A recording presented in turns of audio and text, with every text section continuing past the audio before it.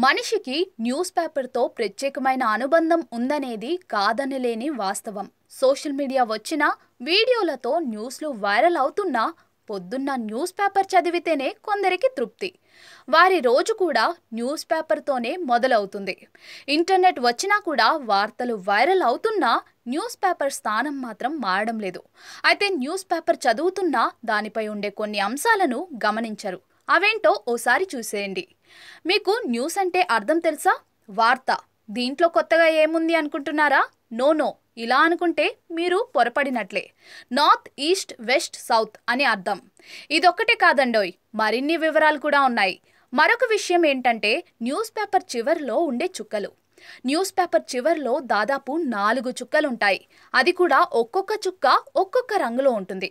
ఇలా ఉండటం వెనుక రహస్యం ఏంటి అని ఎప్పుడైనా ఆలోచించారా? అయితే తెలుసుకోండి. ఈ చుక్కలు న్యూస్ పేపర్లో ప్రింట్ సరిగ్గా ఉందో లేదో తెలుసుకోవడానికి ఉపయోగించే ఒక సంకేతమట. అప్పుడప్పుడు ఈ చుక్కలు సరిగ్గా ప్రింట్ అవ్వవు. ప్రతి చుక్క వెనకాల నీడ మాదిరి మరొక చుక్క ప్రింట్ అవుతుంది. అంటే దీని అర్థం న్యూస్ పేపర్లో ప్రింటింగ్ అలైన్మెంట్ సరిగా లేదు అని అర్థం చేసుకోవచ్చు. ఎప్పుడైనా సరిగ్గా గమనించి చూడండి. ఈ చుక్కలు ఒకటే ఆర్డర్లో ఉంటాయి. ఈ ఆర్డర్ను CMYK సీక్వెన్స్ అంటారు. సియాన్ అంటే నీలిరంగు అని, M మెజెంటా అంటే గులాబీ రంగు అని, Y ఎల్లో అంటే పసుపు అని, K బ్లాక్ అంటే నలుపు అని అర్థం వస్తుంది.